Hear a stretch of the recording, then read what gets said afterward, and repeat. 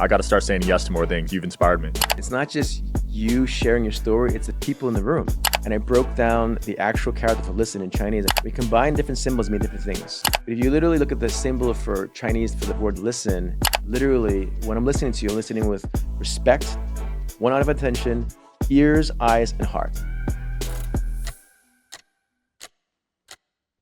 Wherever you guys are watching this show, I would truly appreciate it if you follow or subscribe. It helps a lot with the algorithm. It helps us get bigger and better guests, and it helps us grow the team. Truly means a lot. Thank you guys for supporting, and here's the episode. All right, guys, we got Christopher Kaya here, aka the Billionaire Networker. My man, how's it going? What's going on, man? Thank you so much for this opportunity. Absolutely. You only book one-way tickets. I thought that was interesting. I do, because when you think about life, how many people actually live our life? We always talk about how, I'm busy doing this and that, but like ultimately, if you don't remember today, next year, are you really living your life? And since I travel so much as a speaker, as an author, as a coach, I literally, let's say, went to Barbados a few weeks ago. My speech was on Friday. They put you up in a resort. That's cool. So I get there Wednesday. Supposed to leave on Friday to Miami, where I'm mostly these days. But I got invited to an event. I said, hey, you want to come check out this like moonlight thing by the beach with my family? I'm like, sure. Because again, what will I remember next year? Will I remember going back to Miami? Even with this, right? I was going to leave, but you're like, hey, I'm available Friday. I'm all right, cool. Yeah, your flight was this morning, right? It was actually yesterday. Oh, yesterday, man. Yeah, you've been over 100 countries, so been a lot, you've been all over, man. Yeah. Was that one of your goals, to just explore a lot? You know, I just love learning. So when people ask me, hey, what's your favorite city? It's really, who are the people I meet in the city? And for you, for instance, like I'm really impressed with Vegas. You know, Nick Oak, our mutual friend. Yeah. He's a good dude. He's really connected. And I don't know if you remember, but again, either I did or my staff reached out to you 4 years ago. Crazy. Because you mentioned that you want to be a speaker. Yeah. And I not only speak for a living all around the world with eBay, Google, Amazon, and with the Prince of Saudi Arabia, it's also helping people become speakers. Yeah. You clearly have a great story. That's still on my list to give a TED Talk one day, dude. I know you gave one. 2. Yeah. I heard they're actually very different than normal talks because you have to memorize the whole thing, right?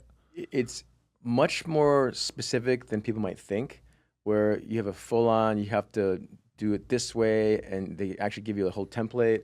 And for me, since I'm an actual speaker as a profession, it wasn't hard for me, but for everyone else, I think they're really floored by how much preparation is involved. Yeah, because I'm more of a just speak my mind type of guy. I don't like to make PowerPoints. I like to just go with the flow because every audience is different, right? When you speak, you're probably similar, I'd assume. You just kind of feel out the audience. No, I've been doing this for over 20 years, so I definitely get to know the audience, but they're hiring me for a very specific purpose, right? Got it. But to your point, as long as you keep in that timeline, so they'll say, hey, you got 18 minutes or 10 minutes, and I've actually met the TED founder, Richard Solwarman. He's come to my events.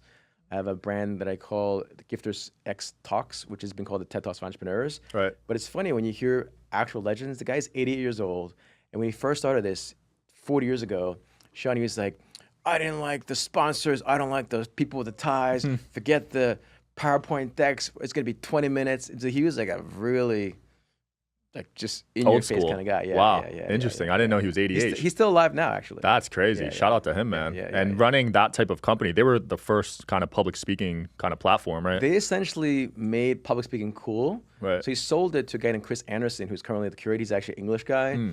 But Richard Solwarman, he looks like he's like Yoda. He's like a very smart man. Went to University of Pennsylvania, architect, written, I think, 90 books. Wow. But he's one of those guys, if you meet him, he calls himself charmingly abrasive. I like that. Is he an East Coaster? He's East Coaster. That makes sense, he lives in Florida now. Okay. But just fascinating man. Dude, I remember when I was broke in college, I would watch TED Talks for hours, just so many interesting topics. And I credit a lot of my mindset to TED Talks, actually. Yeah, you can learn a lot from those. Yeah. You're a top 100 speaker in the world, man. I mean, was that instant success, or you said you've been doing it for 20 years? It's never instant. I mean, I started giving speeches in high school. Then apparently my friend named Henry in college was saying, hey, Christopher's charismatic. He was running for office. Like, I want to be like Christopher. I want to be charismatic. I'm like, oh, what does that even mean, you know? But it wasn't until I got to American Express where I started building out these global sales decks. They literally hired me to create the sales decks that we use to pitch IBM, Pfizer, Microsoft. Wow. At the time, I actually wrote a speech. And it reminds you how you would feel, Sean, if you're in your 20s and you write a speech for the former vice chairman and former CFO of American Express. Jeez. He was like a man of status and stature. And I wrote the speech, for your convenience. Here's the speech. All right, guys, shout out to today's sponsor, Babbel. 1 in 5 Americans have learn a new language on their bucket list. If that's you, make 2024 the year you finally check it off the list. Don't pay hundreds of dollars for private tutors anymore or waste hours on other apps that don't really help you speak the language. Babbel has quick 10-minute lessons that are handcrafted by over 200 language experts to help you start speaking a new language in as little as 3 weeks.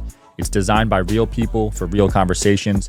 Babbel has really helped me lock in Spanish. My fiance's family is all Latina, and now I'm able to communicate with her family members, and it's awesome. Studies from Yale, Michigan State University, and others continue to prove that Babbel is better. One study found that using Babbel for 15 hours is equivalent to a full semester at college.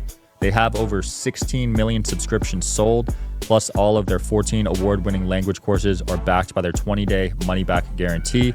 Here's a special limited time deal for our listeners. Right now, get up to 60% off your Babbel subscription, but only for our listeners at babbel.com/social hour. That's babbel.com/social hour, spelled BABBEL.com/social hour. Rules and restrictions may apply. You can use. He read my speech verbatim for an event at American Express. Wow. Yeah, and so I was like, oh, this is cool. Like, I can write well, perhaps. I have been told I can speak well. But it wasn't until I wrote my first book that people are like, hey, you want to come speak in my church or my school? And I don't think people realize, because people are always like, you speak for a living? Like, yeah. The corporate training space, corporate conferences, is a $1.6 trillion space. Damn. E-learning is $800 billion. The Tony Robbins self-help world is $67 billion. When you add up those, it's $2+ trillion. Holy. Yeah. That's crazy. I could see it, man. I've watched those talks at Google. They must pay those guys a lot of money to speak at Google. It's just because when you think about it, the corporates have more money than music and sports. And when you really think about that, you're in the sports world. Yeah. Who funds that stuff? Corporations. That's true. They're their sponsors, right, on the jerseys. Everything. Maroon 5, it's Honda presents Maroon 5. Right. All the money comes from corporations. So That is when crazy. I spoke at eBay or Amazon, it's insane how much money they have. Right. And what are you trying to get across messaging-wise to these 9-to-5 corporate workers? Yeah, it's funny. So there's really 3 types of speeches I talk about, at least for corporates, because I have the more personal development too. And so it's primarily leaders want to communicate better with their employees through storytelling. Employees want to understand how to build rapport with their executives through storytelling to rise up the ranks. And lastly, let's say Discover Card hires me as a sales guy. So how do you scientifically, quantifiably, and measurably connect with someone based on science and storytelling? Storytelling is so important. I actually wrote down my goal this year is to get really good at it, because my mind is so fast that sometimes I oversimplify stories. But it's an art, man. You see all the top business people are good at it. It's a science. I mean, you look at someone like a Howard Schultz. The guy goes to Milan, Italy in 1983, almost 40 years ago, and he's like, oh my gosh, he's so inspired by the baristas and the people in the espresso bar. And he takes this Italian experience, brings it back to the US, and now it's Starbucks. And he literally, if you look at the Starbucks website, he literally said, we're going to make sure that everything about Starbucks is about the experience. Because it's a freaking coffee shop. Yeah. But there's baristas, it's grande, but he created this feel, just like with Disney, just like with Apple, just with Elon Musk, who I've interviewed before, right? Just like with you have this awesome story, you know? Yeah, I love that, man. Yeah, these corporations have so much money. I was listening to a podcast yesterday with Oz Perlman. I don't know if you know him. He's a mentalist, but he does shows for corporations. He makes $70 million a year. Yeah. I mean, it's nuts. I mean, you look at Gary Vee, the guy, $250,000 for one speech. Damn. Yeah, he could easily do 10 to 30 million. Now he has his own speaking bureau. I was just at a conference that's called The Spy, which I spoke at, so he was there as well. Wow. But I don't think people realize he's not a president, he's not an A-list celebrity, but in the space of social media, $250,000, that's in the US. Yeah. So you have different rates. You have a domestic rate and you have international rate. Interesting. So which one's higher?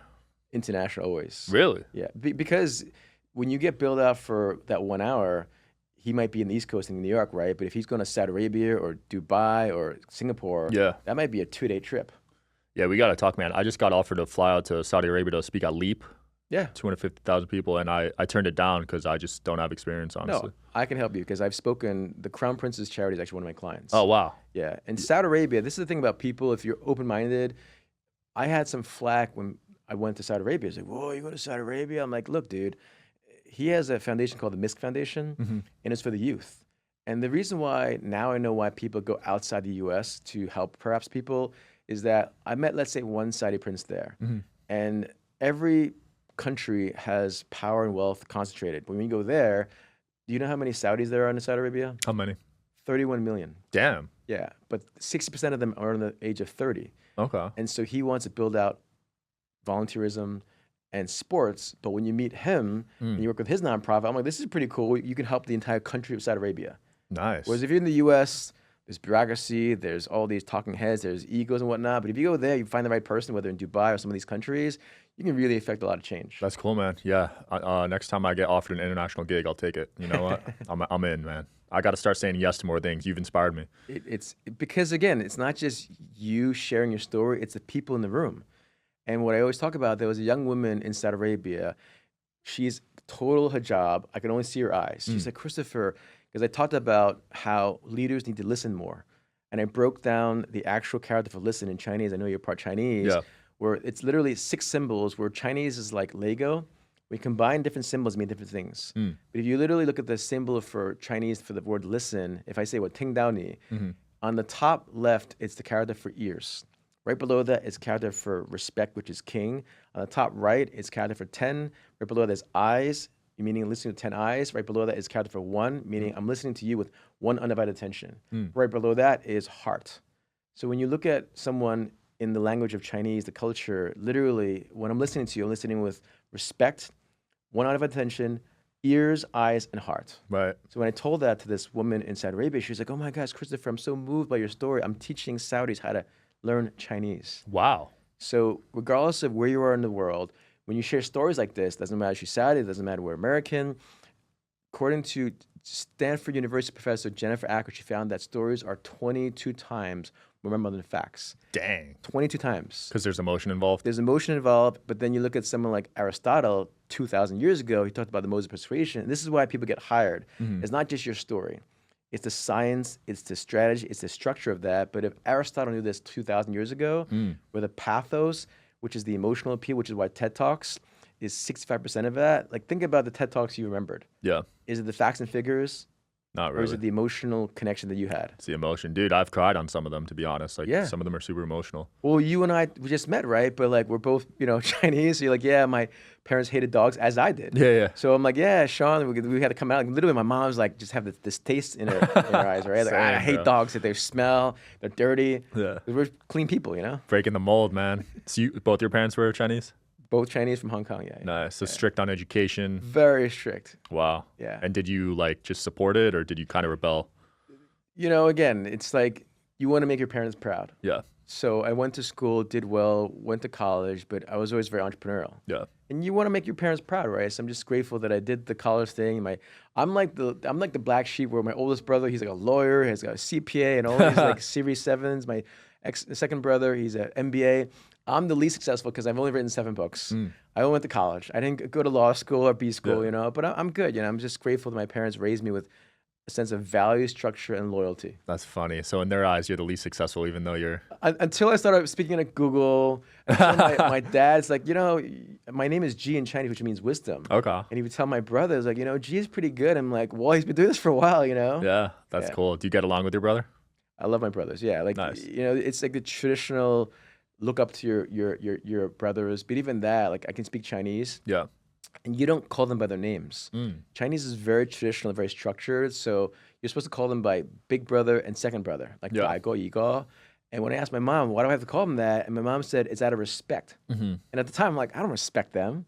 So to this day, I don't actually call them by their actual formal titles, like big brother, second brother. I call them by their names. Wow. And that's like very disrespectful in the Chinese culture. I didn't know that. Yeah, so you broke the mold a bit there. Yeah. Wow. And do they live in the U.S.?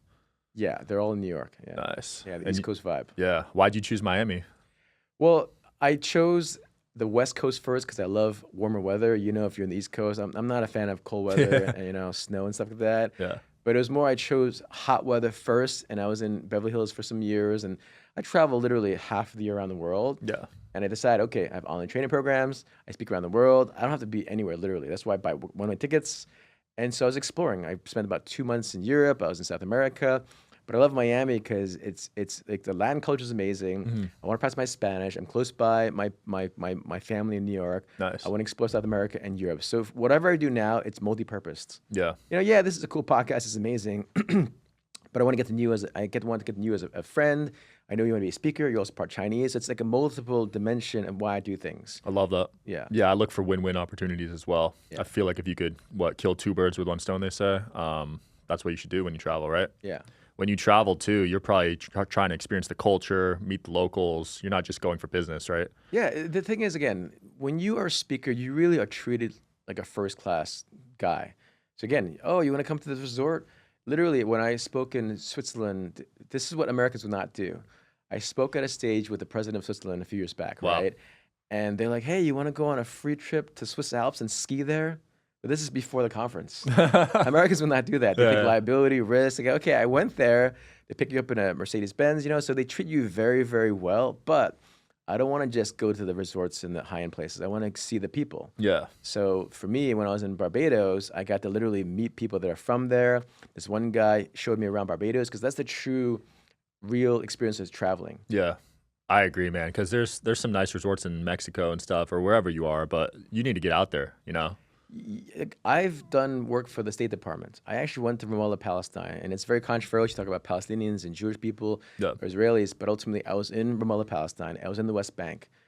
Who gets a chance to go to places that you just hear about in the news? Or if I'm in Saudi Arabia, like I want to know the real people. Because if you don't do that, what's the point of traveling? I literally had an epiphany one time, Sean, that I was in Florence seeing the statue of David. But when we really think about life and history, everything that we see in history, whether it's palaces, chalets, villas, mansions now, it was all built by people that were either poor or slaves. Wow. That is crazy to think about. Like, think about that. Everything we see that's built for rich people and famous people, it was built by the poor and slaves. That's crazy. Yeah, you're right, though. iPhones, clothing, everything, right? Yeah. So at one point, okay, I can look at that, but I'd rather literally go to the refugee camps. I'd rather go to, there's a place called Comuna Trece in Medellin where I want to see. Now, again, I started a homeless youth program at a large shelter in LA because when you write a book about networking with billionaires, it's very easy for people to just hang out with you. Like, oh, it's cool. And you know this in Vegas, right? But Yeah. I want to see real people. I want to know their heart. Yeah. And I'm not very easily impressed with people because when you have literally met over 100 billionaires, and you hang out with celebrities, all that you can edit that out perhaps. No, you're good. But it's about your heart. Yeah. What are you doing for humanity? We're all going to be a bag of bones one day, but what are we doing now? That's cool, man. Because a lot of people, money impresses them. Material objects impress people, especially my age, right? But I mean, money's important, and it's also disingenuous when you meet people that are wealthy. It's like, yeah, money's not important. Yeah, it's not that important, but you drive a Range Rover, you live in Beverly Hills, and you have a place in Miami. So Yeah. it's quite disingenuous, and people that don't have money should not ask people like a Richard Branson or Elon Musk if it's important to have money. They just want to feel better, right. But it's definitely important because you have to have some level of options. Yeah. But once you get to a certain level, and you know this, how many yachts can you buy? How many jets can you be on? It's like, that's just either flexing, which is fine. Yeah. But it really is, at the end of your life, what will you be remembered by? Absolutely. This podcast, you might know this, but you're going to inspire so many people out there that, yes, it's about business, about marketing, but it's about family, it's about integrity, it's about adventure. Yeah. No, that's definitely the goal, man. Because every business I started before this was about me and money.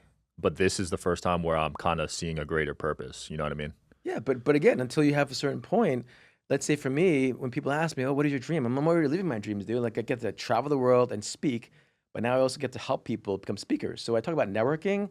Your networking is actually 4 levels. So you actually have traditional, which is what most people do, which is they don't do it well. They go to some event that they don't know about. And then you have science-based, which is an actual science. Then you have big game networking, which we talked about how my book is called Big Game Hunting. Yeah. Networking with billionaires, executives, and celebrities. But the last one is next level networking, where if this podcast is a lot of entrepreneurs, instead of going to an event, which you have a great event, right? Instead of going to one event and meeting one person, maybe get one client. Next level is if you're on stage, again, when you're in Saudi Arabia, which I see you there, instead of one-to-one, it's one-to-many. Mm. It's just so much easier, simpler. You have more status. You have more credibility. Otherwise, you're some dude at an event trying to meet someone. I agree, because when you're at an event, it's like finding a needle in a haystack, right? There's so many different people. You're talking to 50 people. Your energy's getting drained more and more you talk. So I agree. There needs to be a better system. And it's just it's just very efficient. And even for those who don't think they're great speakers, it really is about just being genuine, authentic, and just honest about who you are and what you do in a very structured way. Because people often have this hesitation. It's a mindset thing, right? Yeah. But when you're on stage, it isn't just about you sharing. What people don't realize when you're behind stage is when you're meeting like John Stripe from Stripe, Right. John Collison from Stripe, who created Stripe, right? When you're meeting Max Levchin from PayPal, when you're meeting Kevin O'Leary.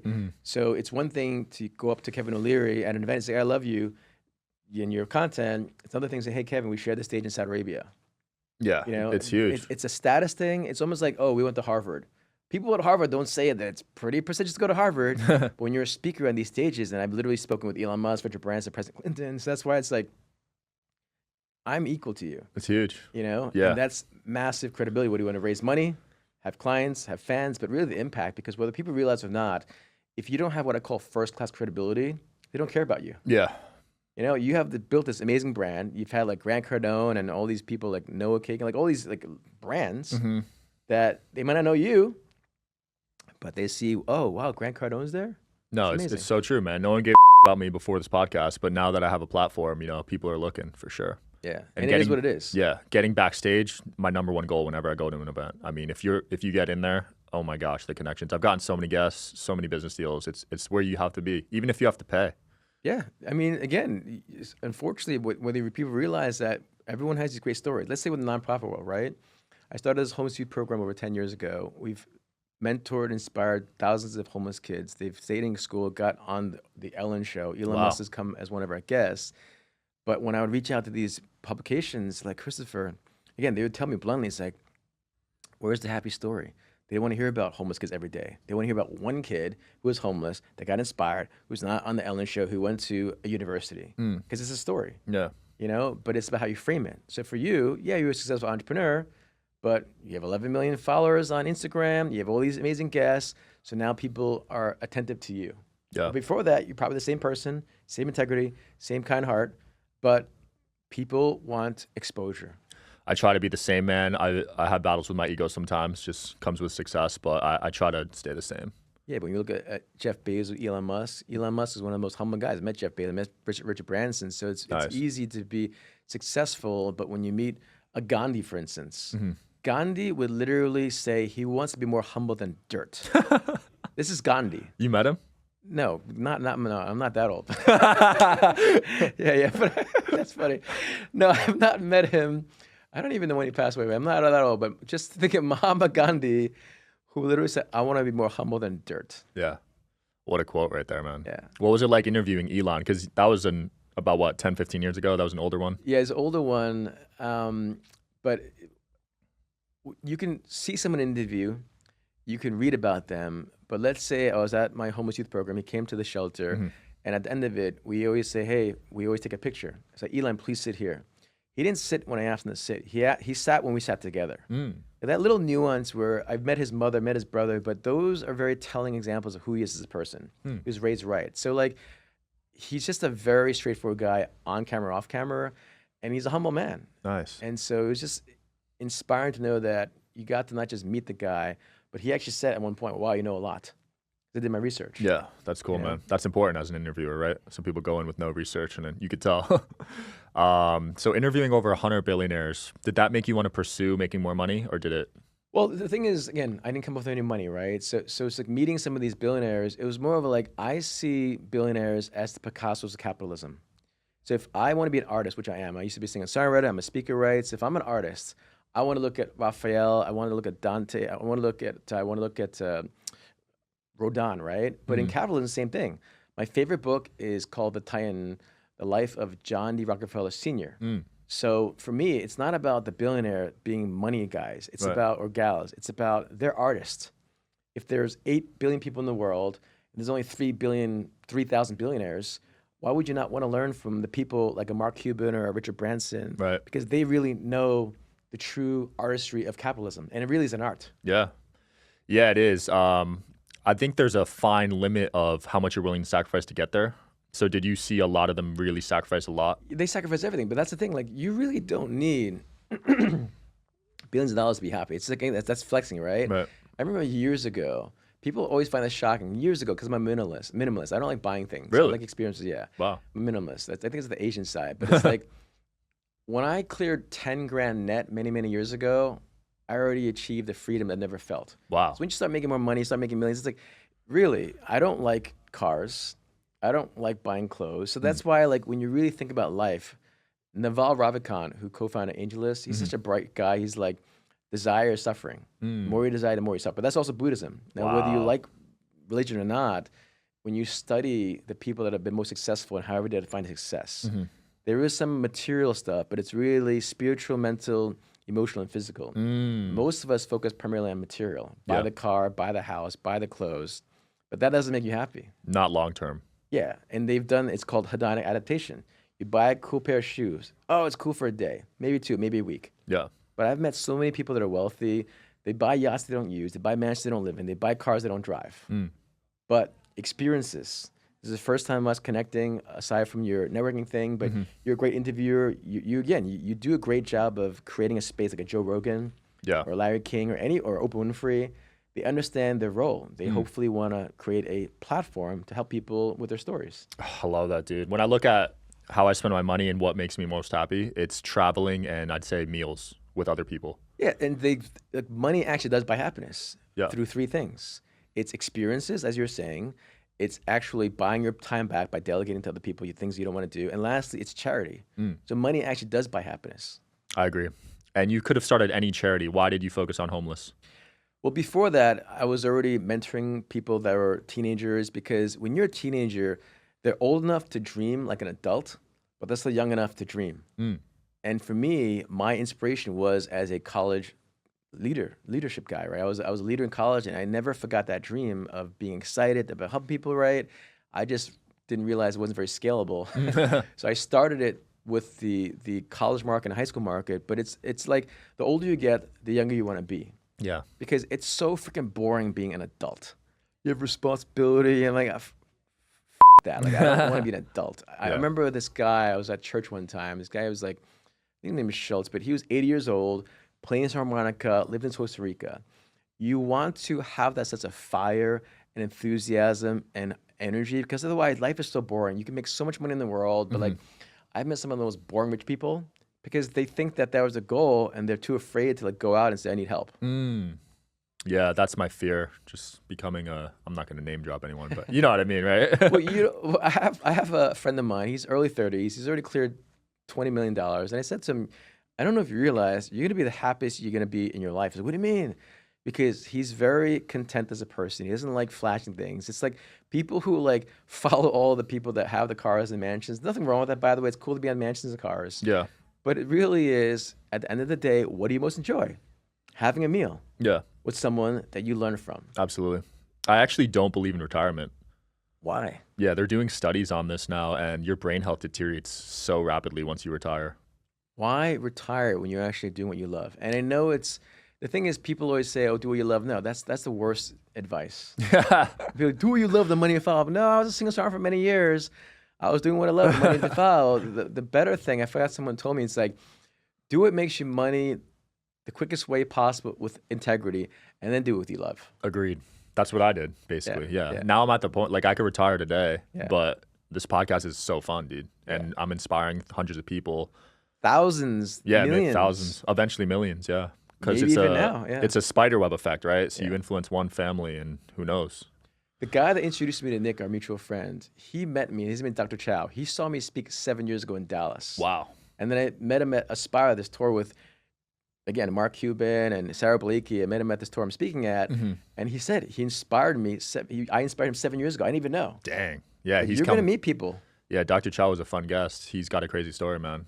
And that's like an immigrant, right? He was broke, and you inspired him. And he almost committed in high school. He has an accent. He came from Vietnam. He grew up in the South, you know. But like, to know that you inspired someone 7 years ago, I didn't even know. Yeah, you saved his life, man. I mean, that is crazy. Think about how many lives you've saved. Again, it's knowing, like, how do you be humble? You know, like you have a certain level of status and credibility. But like I said, I always go back to if you take it's what I call literally the SQ. We're thinking about IQ, EQ, right? You know, intelligence and emotional intelligence. But I'm giving a speech at a biohacking conference in Miami next week. You're welcome to come if you like. Nice. And it's going to be about what's the point of biohacking your body if you have boring relationships? You know? Yeah. So I'm going to biohack relationships. And the most important one is yourself. And so you have IQ, EQ, but I have what I call SQ, which is what I call the silent quotient. If you are awake for 10 hours a day, how much time do you actually spend in silence? Not much. Like, If you think about that. it, right? Without your phone, without your iPad, but how do you actually do what you love, do what gives you joy if you're not silent? It sounds so simple. Right. But I would say I spend 80% of my time in silence. Whoa. By myself at home. So I should say I spend 80% of the time by myself working, but I do spend a lot of time in silence. Interesting. And what are you trying to achieve while you're in silence? Again, going back to clarity, you really will never know what you truly feel passionate about if you're silent and being by nature. I'm grateful enough to live in a very nice high rise in Miami, looking at 180-degree unobstructed view of Biscayne Bay. But it's just about peace. You can achieve money, you can achieve connection, you can achieve status, but very few people can say, you know what, Sean, if I pass away tomorrow, I'd be at peace and content. Wow. I hope to get there one day. I'm not there right now, I'd say, but it's a mission. I've been working on spirituality a lot the past year, man. Meditation helps. Being around people that don't irritate you, that don't always just like trying to get at you. You know, it's just about if you spend more time in silence and you meet people that really give you that sense of peace. Like one of the greatest compliments that I get when people meet me like off stage, like Christopher, you have such a great sense of calm. And my ex-girlfriend, she just thanked me for giving her a sense of calmness. Wow. Even your ex said that. I still love her to this day. She's an amazing woman. And she always Nice. asks me, why are you dating me, Christopher? Because I go to all these crazy events. I'm like, because you're real, you're honest, you're genuine, you're loyal. Because she grew up with not a lot of money in Bolivia. She came as an immigrant. Wow. I respect the immigrant journey. My parents are immigrants. Dude, my fiance's family's from Bolivia. I just went there last Really? year. Yeah. Santa Cruz? No, Cochabamba. Wow, that's crazy. Dude, it was sick, honestly. The food was amazing. I actually got really sick, but apparently everyone does when they eat there. Yeah. Yeah, it's actually, there's some countries that are underrated, man. Bolivia is one of them. People don't realize, like, let's say in Europe, they go to Rome, Italy, it's cool, right? But if you start going to like Budapest and Zagreb, Croatia, and Ljubljana, Slovenia, it's just that, again, it's marketing. We've been marketed that, oh, you have to go to Brazil, which is cool. But Bolivia, I have not been there. But like I said, my ex-girlfriend is from there, and I just have a lot of respect for people that come from a third world country. Yeah. You mentioned it's mainly the people when you travel. Do you have a favorite country, though, outside the people? Well, I'm biased because I would say Hong Kong. My parents are there. My parents have since passed. But when I went back to Hong Kong last year, it was the first time that I was there by myself without my parents. I thought, how inspiring is it that my mother, who's a school teacher, would take me back to Hong Kong as a kid. So I spent summers there. And I was like tearing up because I go, wow, this is so amazing that my mother gave me as a gift Hong Kong. Wow. So everywhere I went, I saw the oldies doing Tai Chi. I saw the McDonald's that I used to go with my grandfather, the father of my mother. But it's like, again, going back to life and stories, how can we impact people? Right. You have this amazing podcast, you have an amazing story. You and your fiance, whether you realize it or not, you're like the future. We can end racism if we just procreate with everyone. When you really think about it, like we're 99.99% the same genetically, whether you're black, white, Asian, you're mixed. But if we had an open-mindedness about people, instead of just saying, oh, you're black, you're white, you're Asian, you're Latino, it's like we're all the same people, but based on society. Like, oh, you're this or that. I'm like, yeah, I'm a human being. Yeah. I literally don't care. I think business and sports are like the great equalizer because it doesn't matter what you look like. You could just, if you have the numbers to back it up, you know what I mean? But look at Jeremy Lin.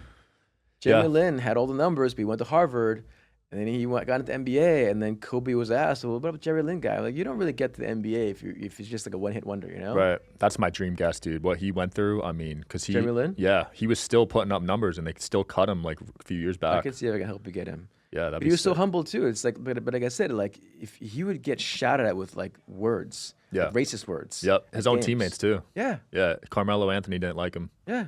He couldn't take it. I think ego There's a documentary about it. But yeah, Carmelo didn't like when he got all that spotlight.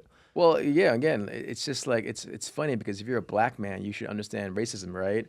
But now you have an Asian brother coming along, right? And again, I used to be a singer-songwriter. Yeah. So in LA, it's not very sexy when you're singer-songwriter because people are like, you're a singer-songwriter? Like, yeah. Yeah. They didn't believe me. You grew up in New York, you said? Born and raised in New York, yeah. So you experienced racism, obviously. Yeah. Yeah, same with me in Jersey. But it was all just like, oh, you're not getting good grades, just like dumb stuff. Like, You know, racists are so basic. They always say the same things, yeah. you know? And I'm like, I'm a proud American. Yeah. I'm a hardcore red-blooded capitalist American. And you say, go back to your own country. I'm like, okay, I'm here. Yeah. Yeah, it's weird. I don't know. I had on a previous guest, he was talking about generational trauma, how it carries over 10, 20 generations. So maybe it's some deep psychological stuff. No, but it's also insecurity too. Yeah. If someone's a bully, they've been bullied before, right? So any person that I've ever met that's bullied me, because I was really short, Yeah. I was literally 4'10". Like, so you're really tall. I had the opposite problem. You were 4'10" in high I school? was 4'10", freshman year in high school. I literally Damn. showed the picture of my speeches, and it still gives me past trauma. Wow. And most of my friends are white because I grew up Catholic, right? So the Irish, Italian, you know? Yeah. So I was 4'10", going into freshman year of high school. It was actually an all-boys school. And so it was not pretty to be a short kid in school. Man, did you have trouble fitting in also? Thankfully, I talked and I seemed very friendly, but it was just very tough to meet girls. Same. You know? Yeah, I got no girls. I like kissed a couple, but never, nothing more than that, you know? I kissed a girl and I liked her. No, I definitely had some identity struggles growing up, looking back at it, dude. Yeah, but again, you're the future, dude. Like you're part English, I think, right? Yeah, Part- Irish. Part, Yeah. part Irish or part Chinese, right? But again, it's what you think makes you, what you didn't like as a kid makes you stand out now. Yeah. Yeah, everything happens for a reason, right? You learn from it. And now, like, how crazy is it, Sean, that the very first memory I had as a kid was getting punished in first grade for talking too much in class. Wow. You know, and now I literally talk all around the world and get paid for it. Yeah, I failed marketing class in high school. Marketing? Yeah, my teacher hated me. Now I have the #1 marketing show in the world. That's awesome. I actually want to email him, not to be spiteful, but just to like catch up with him and understand where he was coming from, because he was dealing with a divorce and like I think he was taking it out on the kids. We're all people. Yeah. Yeah. Yeah, I have no ill will towards him. I try not to hold regret. The thing is, I remember I interviewed this guy who's a former gangbanger, because I actually, not only did I create this homeless youth program at the shelter, I actually ghost wrote a book called The Incredible Stories of Skid Row from Homeless to Hopeful in the City of Angels. So I interviewed a few dozen people that were formerly homeless. This homeless shelter ended up changing lives around. But there's one guy named Luis, he literally used to be a gangbanger. His freaking son, 14-year-old son, was killed by a gangbanger. Damn. He goes to court. The judge asks him, do you have anything to say about this guy literally who killed his 14-year-old son? He's like, no, I don't have anything to say. I know where he's going to go. I've been there before. He doesn't have any anger because if you hate someone, that hate's in you. It's the worst thing in life is like, if you're angry at someone, if you're jealous, if you hate someone, dude, that person's not going to care. It's your body that's literally going to die slowly because the anger literally increases the cortisol levels, minimize your immune system. So this is why people hire me to be a speaker. It's not just a cool story and cool hair. There's science involved with this. Yeah, anger and stress causes disease, right? They've proven it now. Yeah. I mean, it's pretty crazy because I saw my dad just resent his parents his whole life, and it was eating at him internally, man. But what your dad really wants is love. That's what he Wants wanted, acceptance, wants care. And there's a book called The 5 Love Languages. I never realized how powerful understanding love is. My parents loved me, but they didn't love me the way I wish they did, meaning hugging. Right, physical touch. Physical touch, affirmations. That's the Same. thing that Asians don't do that. Yeah, my mom never told me she loved me, never hugged me. Yeah. But low-key, I wanted that, to be honest, you know? Yeah. Yeah, it's interesting. Asians have a very unique style of showing love, right? Tough love, they say. It's just because it's out of respect. We don't hug people because it's almost like violating their space. Right. Whereas Latinas, as you know, man, I love Latinas. I love culture, you know? They be hugging you, kissing you on the cheek. That's what I'm saying. It's besos. You know, besos means kiss, you know? Yeah. So it's like, is it a coincidence that you have a fiance that's Latina? Probably not. Yeah? That's the love I wanted growing up. Yeah. Christopher, it's been fun, man. Anything you want to close off with our promote? I just hope you all know that your story is a gift to the world. And I love to connect with all of you. Just find me, Christopher Kai. I love to connect and share and listen to your story. Awesome. We'll link it in the video. Thanks for coming on, brother. Awesome. Thank you. Yeah. Thanks for watching, guys. As always, see you tomorrow.